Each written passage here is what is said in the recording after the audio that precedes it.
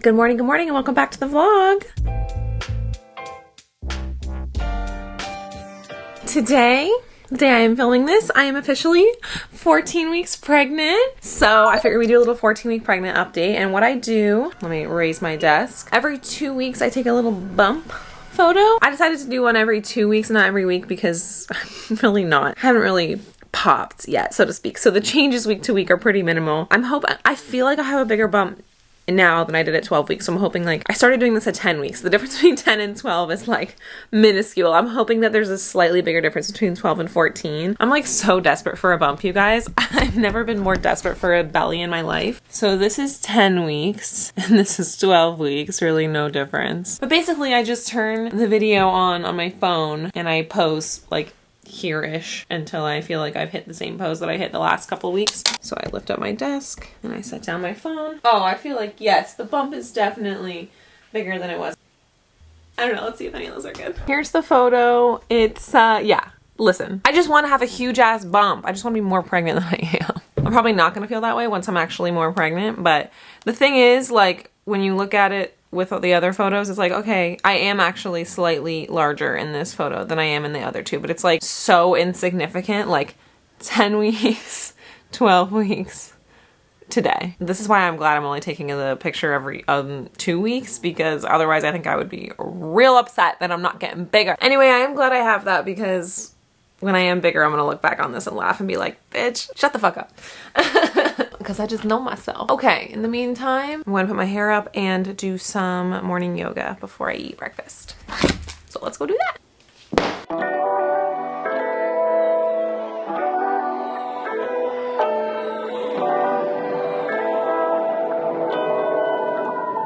Okay, apparently my camera died at some point while I was doing yoga, I think. I just ran up and changed the battery. I'm feeling good. Have a huge breakfast this morning because this is the vibe I'm feeling. Scrambled eggs with cheese, hash browns, and some ketchup. Simple, a little bit bland, a lot of food. I'm gonna eat this. I'm currently in the middle of a Miss Remy Ashton vlog. I love her vlogs. So I'm gonna watch that, eat this, and then keep these good vibes going. Okay, I ate my breakfast and then I simply had to lie down for 30 minutes because it's a lot of food. I think I said in the last vlog, walking is hard, eating is hard, everything makes me out of breath. So, in the meantime, I got a package. I am so excited. This, oh, it's like rock hard. This is my pregnancy pillow. It's like vacuum sealed. Jesus Christ. I think it's one of those things where it's like, you know those mattresses that you can buy that like come in a box? You like lay them out for a couple of days before they're ready to use? It's gotta be like that. Yeah, okay, here we go. Please allow up to 48 hours after unboxing for pillow to reach its full size. Pat and fluff to desired comfort. I'm not kidding, this thing is like a rock. Oh! It's expanding!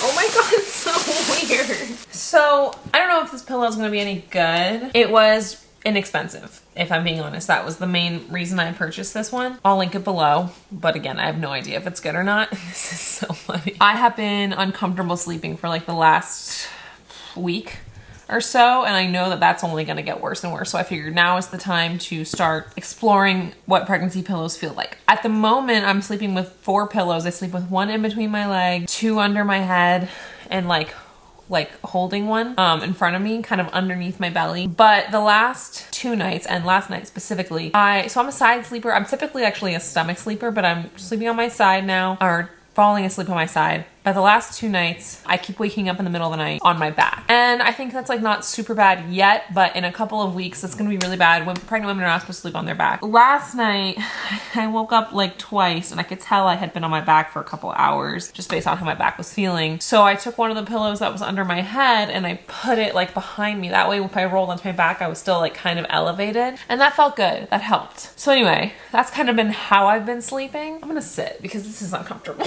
So yeah, so I knew I needed a pregnancy pillow. There are a bunch of different types of pregnancy pillows, but here's the thing about the way that I sleep. I like would love to just be like mummified and suffocated in my sleep if I could. I, much to the like disappointment of my beautiful husband who has to share a bed with me, I like to just like roll up as tight as I can in my covers like I'm being swaddled like a baby.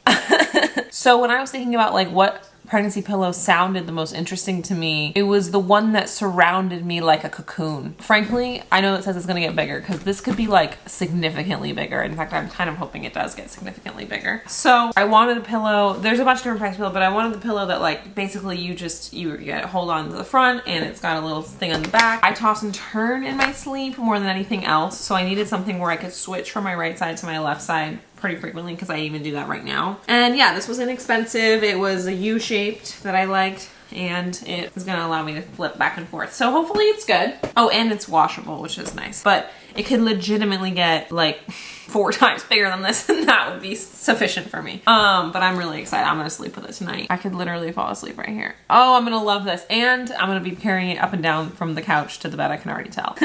So this is my first, like, for me, pregnancy purchase. So I'm really happy about this. I've officially wasted a fuckload of time this morning. So I am going to go edit. So I'm gonna throw this on the bed so that it can pluff up. Pluff? That's not a word. Okay, so what has just happened to me is that the lighting sucks, sorry. Could I have picked a worse time of day to do this? There we go. Okay, so sometimes I get really into whatever edit I'm working on and I go down what I call an edit hole or an edit flow or a focus flow. I don't know, I call it a bunch of different things. I look dead tired. I am dead tired. I've been editing for 7 straight hours. Literally, I think I got up to go to the bathroom once in that 7 hours, and that's all I moved in that entire time. I didn't mean to do that. I meant to sit down and organize footage and then take a shower and then do what the editing I had to do today. But the footage took way less time to organize than I thought. Anyway, I've been editing for 7 hours. I got a lot done.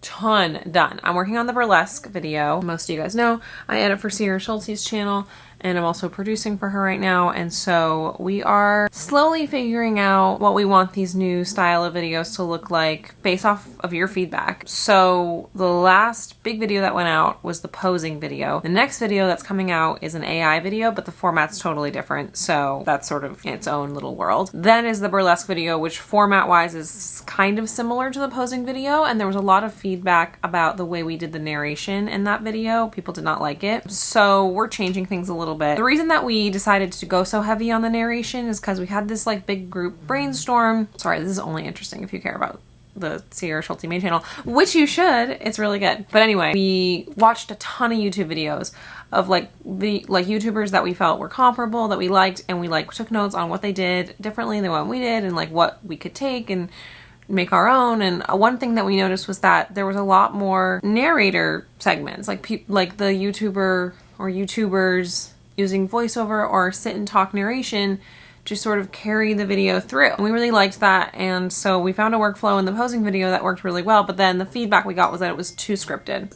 It's kind of funny. So the way we did that was on the day we were like recording voice notes on our phone about like how we were feeling at certain times of day and things that were interesting to us, etc. And then I took those voice notes and I wrote a script. And then I gave that script to everybody and they were able to change whatever they wanted to put it in their own voice. And then we recorded the narration part. So it was scripted, but it was scripted off of our real feelings. And I could see, you know, watching it back on YouTube, how people felt like it was inauthentic, even though it wasn't, just in terms of delivery. So for this video, trying to sort of soak in that feedback, I've put less moments of narration in, and then also instead of, even though on the day we did do the voice notes thing, because at the time we hadn't posted the posing video to get that feedback, instead of writing out a script based on how people were feeling, I'm just gonna have open-ended questions scattered in throughout the cut. That's what I've done. And then hopefully that way it's like we don't have anything like written out necessarily on the day. So hopefully that makes it feel more authentic. The biggest problem with that being that I can't fully do the edit until we do the narration, which is fine. I did a lot today because we had 2 cameras on a 4-hour burlesque situation where we interviewed the teacher, and then we did this big long class, this big long special class. It was amazing. I've cut that down to 25 minutes in a way that I think narratively still tracks. I haven't made it pretty. It's super rough. And then I placed in like moments where I think it would be helpful to have like reflection, feedback, or like Sierra sort of transitioning into the next. Anyway, I haven't taken a shower. I didn't eat lunch. This has literally been my day. All right, I'm gonna shower, put on my pajamas, and have a snack. Right, buddy? Oh yeah, you know he's on my lap. My cutie patootie, my editing friend.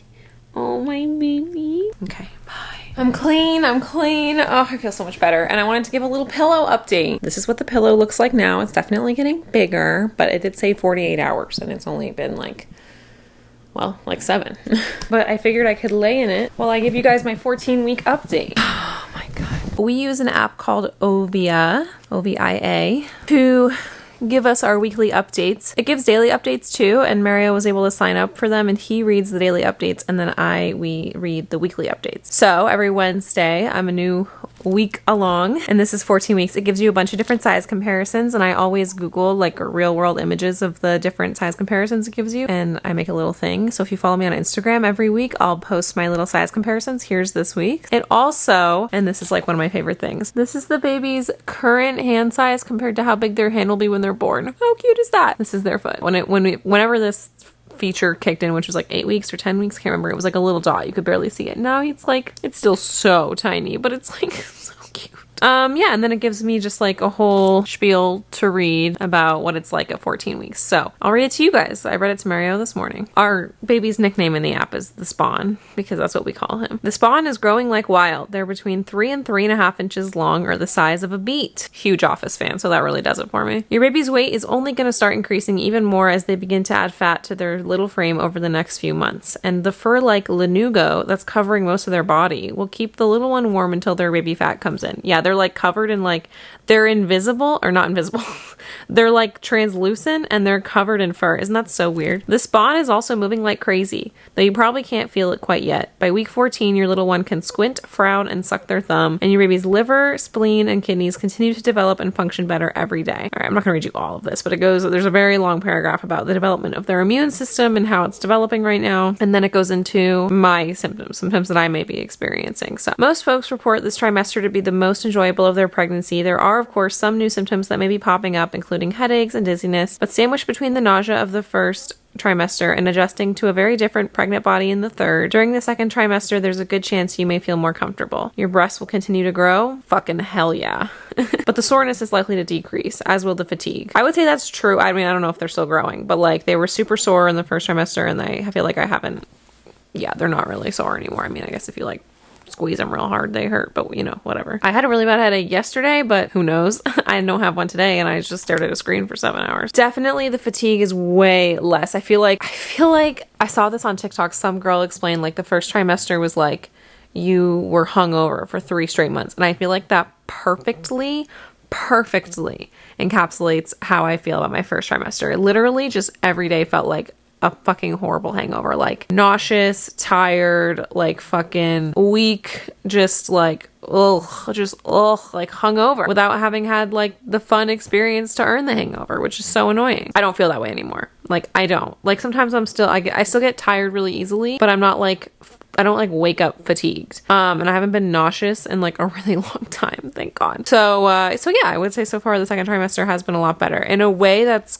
good and also in a way that's scary because I can't feel the baby yet. So I kind of feel normal-ish. I still have some symptoms, which I'll go into in a second, but for the most part, I don't feel anything. And I'm like, well, how do I know that he's still growing down there? And how do I know that like he's still okay? I'm not going to see him again for 6 weeks. Our next scan or ultrasound or whatever is the 20-week ultrasound. So that's like a really long time from now, and I just hate that I don't have any way of knowing that he's okay until I can start feeling him. And I don't even know, I have an anterior placenta, so like I don't even know if that's gonna be something that I feel anytime soon, right? So I don't know. It goes on to say, round ligament pain is common during the second trimester too, which occurs when the growing womb puts added pressure on the ligaments running from your lower abdomen to your groin. It sounds simple, but one of the best ways to deal with round ligament pain is to give yourself time to rest and avoid sudden movement. Yeah. And then it goes on a whole spiel about how I should be having a healthy pregnancy. Yeah. Doing my best. This is the one symptom that I do have every once in a while, this like round ligament pain. I feel like this is what bothers me at night. This is why I wanted this pillow. I don't even know. I think that's what it is. I have no other explanation for what I'm feeling, but it feels just like a dull tugging. It doesn't really like hurt, like actively hurt. It's not like comfortable, but it's just like, yeah, like a dull tugging around my, like, I imagine where my uterus is. And then I get like cramps that go just like down my crotch. It's kind of crazy.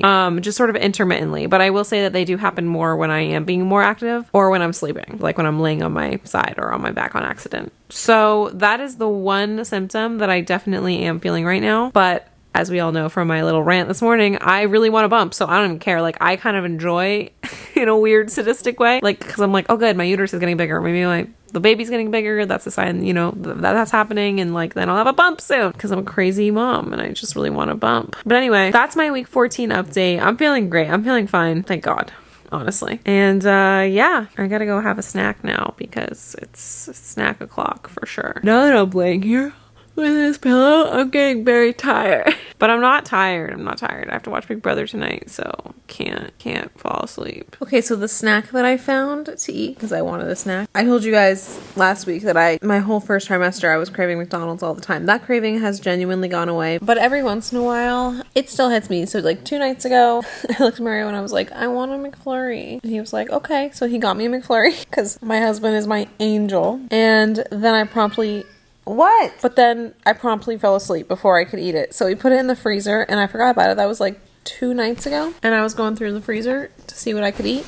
And I found the McFlurry. And I let it defrost for like a little while. And now I'm eating it. That's my update. Oh, my other update is that because it's September and spooky season has officially started, even though I haven't decorated the house or anything because it's kind of a mess right now, it's, I think, time for my annual rewatch of Buffy the Vampire Slayer. Buffy the Vampire Slayer, favorite show of all time. I've seen it, I don't even know how many times I've seen it. 6? 7? I don't know. But I couldn't figure out what to watch. Mario's not home, so I can't watch any of our shows. So I think it's time. What's new? I forgot an outro. It's the next morning. Thank you guys so much for watching this video. Make sure you stay tuned for the next one. Tonight, I'm going to Oogie Boogie Bash. That's me trying to figure out what I'm going to wear. So yeah, it's going to be a good vlog next time. See you there. See you then. See you there and then. Bye.